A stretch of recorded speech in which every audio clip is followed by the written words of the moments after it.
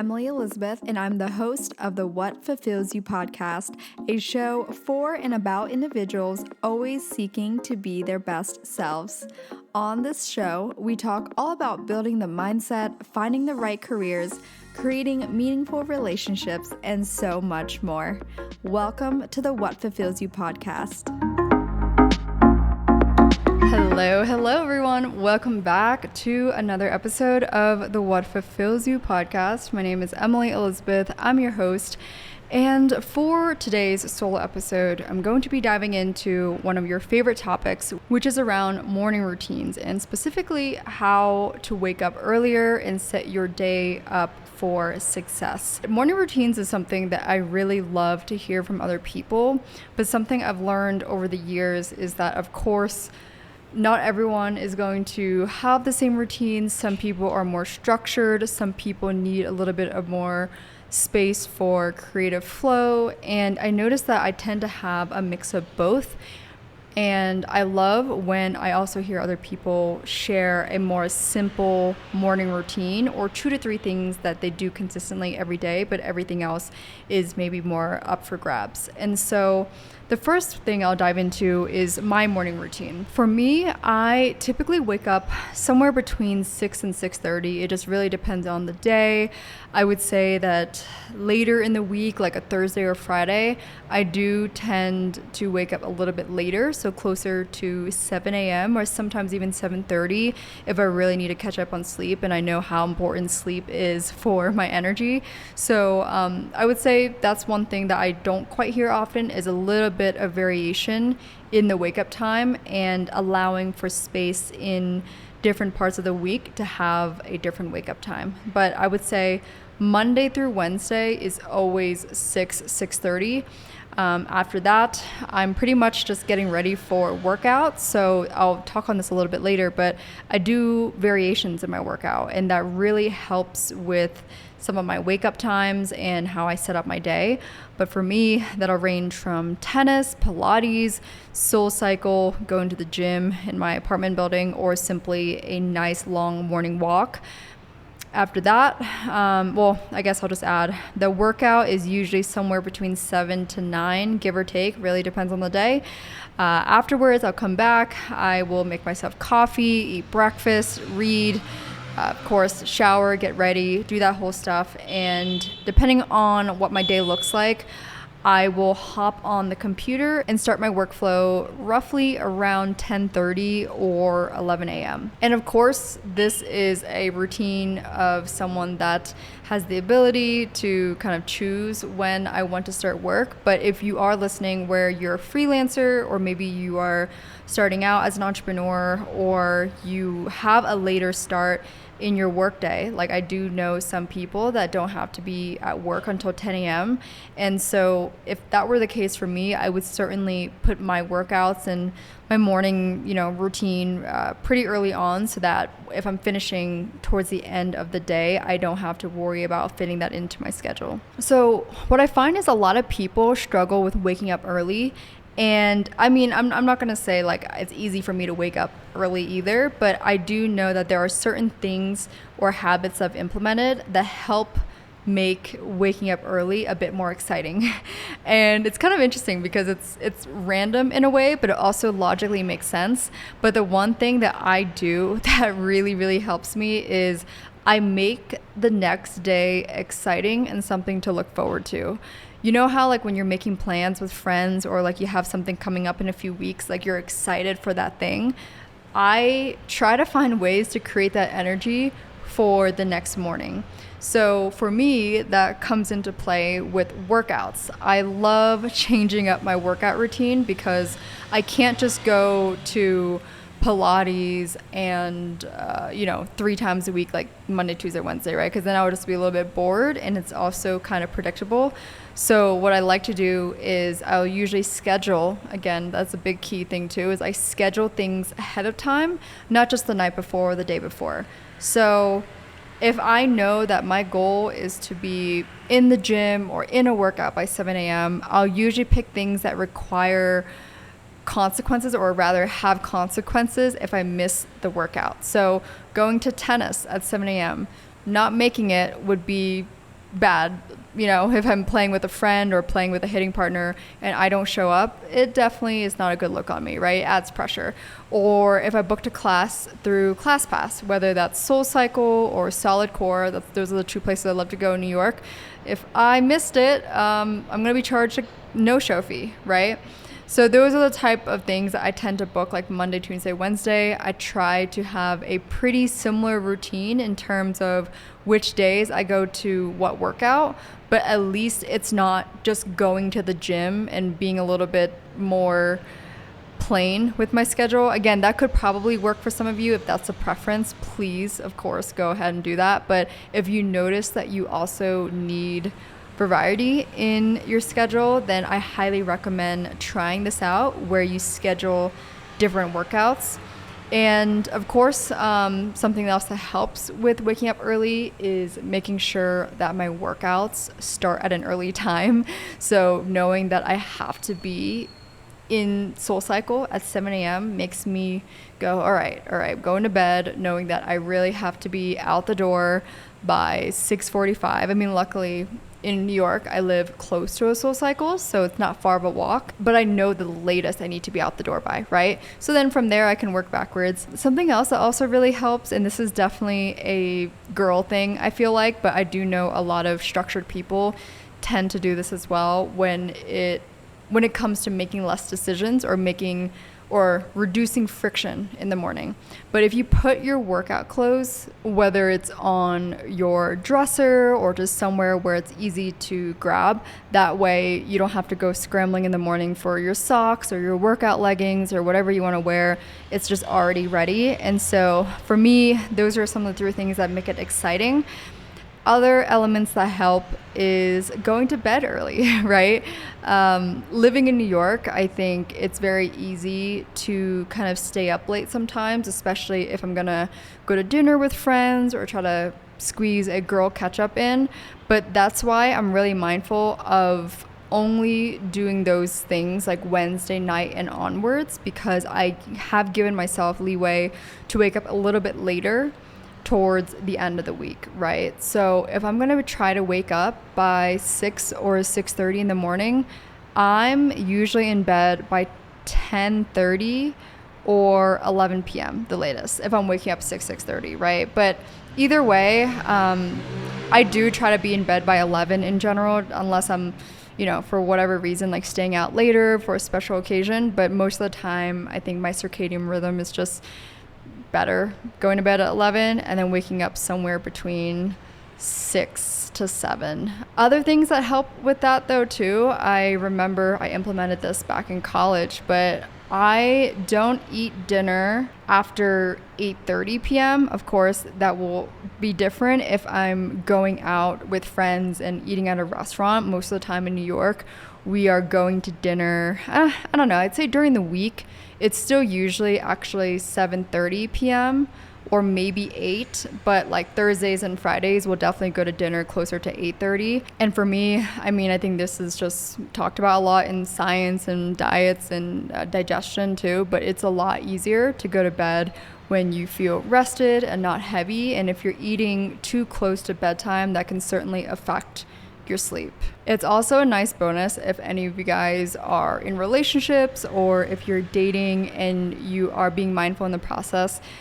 Dating someone that also has a similar morning routine or regimen comes into play.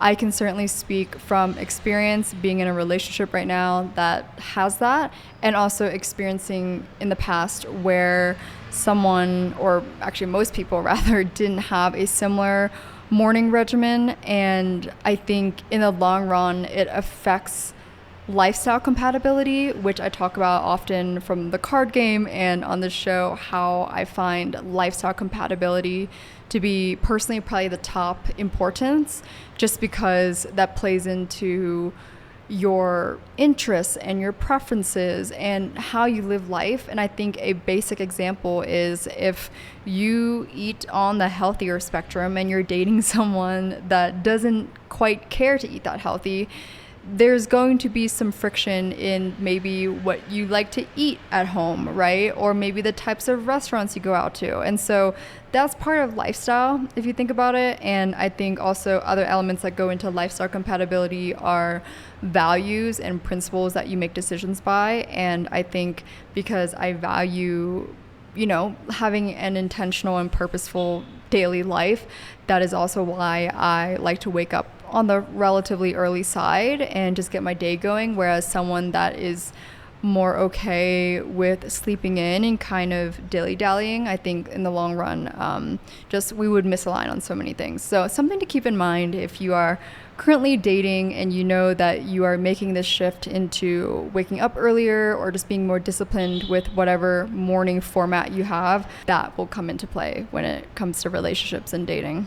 And lastly, when it comes to setting your day up for success, so after I do my morning regimen, my routine, and by the way, I don't really feel like I have a crazy routine. I just think it's as simple as I have a pretty steady wake up time frame and I do some sort of physical workout every morning before I shower and get ready, because I personally, and I said this on it was a Raw Talk episode actually, on episode 257, but I shared how I structure my day. And of course, some people can shower in the middle of the day or, can do the workout at the end of the day. But personally, again, I remember when I worked in sales, I actually didn't have this luxury because I had to be at the office at 8. So I worked out after work. But now that I have the luxury to kind of choose, I always prioritize working out before I start my day, because I do enjoy working till like 7 or 7:30 sometimes, because in New York, if I'm going to be like, if it's a Thursday and I know I'm not going to go to dinner until 8:30, it gives me a lot of time, right? So I'm like, okay, I have until 7:30 to work, and then I can, go home, change, get ready for dinner, and, go out with my friends. But personally, I love just sweating when I'm already, kind of like in my morning mess look and I don't have makeup on. My hair might be dirty, whatever. That way it's just a lot easier. But after all of that, setting the day up for success, I write down my priorities for the day. So usually I pick 2 to 3 areas to focus on.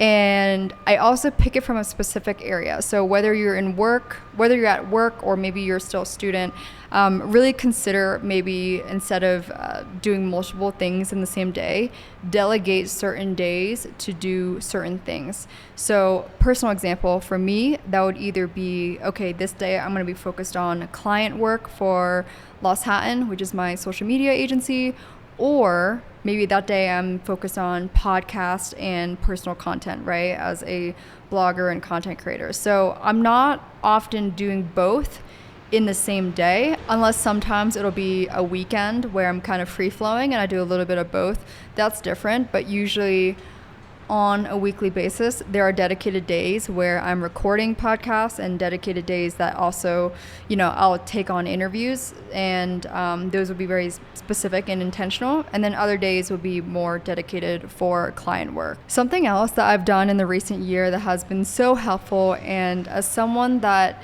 tends to, almost like fight back on this, because I used to think that if I'm not working or if I'm not at my computer, I'm not being efficient or effective rather with my time. But I had I guess you could say, aha moment sometime like spring of last year, when I realized like I was in such a rut. I was kind of tired and just sluggish, and I felt like I needed to go on a walk. And I was trying to resist that because I'm like, oh my gosh, you still need to finish all these things or whatever work. And I decided to bite the bullet, and I went on the walk that I really needed. And I came back so refreshed, and I was ready to work 10 times faster and just was more calm and steady. And I think that's something that I've become mindful of including in my schedule. So I actually give myself gaps or times where during the day, I can go on a quick afternoon walk, especially when it's like spring, fall, or even summer in New York or wherever I am. I can, of course, go outside for like a quick walk, be out in the sun. It's just nice, you know, and then come back inside. Other times I'm actually scheduling lunch or making sure I'm mindful, like I'm giving myself 1 hour to just chill, eat, maybe catch up with a friend, schedule a FaceTime in there, whatever that looks like. Going too hard at something will burn you out, and I certainly have learned this. I mean, I think a lot of people will say this, but I've learned this the hard way, and I think I've learned to appreciate taking the break that I need. And for me, it's usually just going on a short 10-minute walk that makes a difference. So be mindful of that, and, you know, especially if you work in an office setting where you're not able to be as mindful of taking breaks, include it in your schedule. Sometimes if you don't write this down, I know it's weird to say, but if you don't put it in your calendar, you just might forget, you know? And so if you get a notification, let's say like at 2 p.m. in the middle of the day, to do a 10, 20-minute walk, it helps, you know? Like, just remove yourself from the environment that you're in, do a short walk, get a breather, then come back to work or, you know, studying, whatever that looks like. And then lastly, another big element that helps set my day up for success is creating a do not disturb schedule on my phone. So what I've personally done is, of course, there's do not disturb mode, but you can also create different modes of your phone. So like you can create a personal mode, you can create a work mode or a sleep mode, whatever. And so for me personally, I have a work mode that only allows phone calls to be shown on my phone, and it'll come through, but I won't see text messages unless it's from specific people, right? So of course I'll let certain text messages come through if it's important people, and you can put that in your setting. But during the workday, knowing myself, if I don't have some sort of setting on and I can see all notifications, I will be distracted. So this is a great method if you are also someone like that, where you feel like you're constantly on your phone, you're trying to find ways to be more mindful of your time and more concentrated on a dedicated task, or being more dedicated at work, school, whatever setting. I love creating some sort of work schedule or like a similar do not disturb schedule on my phone. And fun fact, if you don't have this set up yet, you can actually create a time frame of when it's on. So it doesn't have to be on all day. It could literally be on from 9 to 12, and then after 12 it's a free-for-all, or maybe it's on from like 9 to 5, right? Whatever your work schedule or your school schedule is like. Either way, I just think this is a very helpful tool and helps prevent you looking at, you know, every time a notification comes up on your screen to be like, oh my gosh, I gotta respond to this, I gotta respond to this. Personally for me, it's been one of the most helpful phone hacks. All right, so that was all for today's episode on my personal morning routine and how to wake up earlier and how you can set your day up for success. Overall, I think in reflecting on everything I shared, I think the biggest lesson I've learned is that you just gotta find a way to make it enjoyable.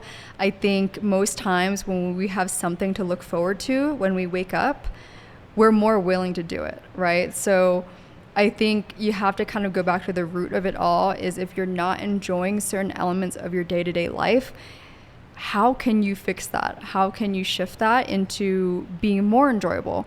And let's say you are in school right now and you're not loving it, or maybe you're in a job right now that you're feeling meh about. Of course, that might take a little bit longer than just a few weeks to change. But in the meantime, you can implement other things that will help at least enhance your personal life, right? So like I said, that could be within your workouts. That could be actually scheduling social time with your friends, like after work, right? Or scheduling like a morning walk with a friend before you start work. That's something I often do with a few good friends of mine in New York as well, especially in the spring. We'll literally schedule like a 6:30 a.m. morning walk, and that kind of kills two birds with one stone. You can catch up in the morning, get coffee, and also both wake up early, so you keep each other accountable. If you enjoyed this type of episode, please be sure to share this on your Instagram story and share this with a friend, text it to a friend. And if you're sharing this on Instagram, be sure to tag the podcast Instagram at What Fulfills You and my personal one at Emily E. Duong. And if you're looking for the card game, the merch, and to sign up for the weekly email newsletter, everything is linked in the show notes. Thanks again for tuning in to today's episode. I will chat with you all in the next one.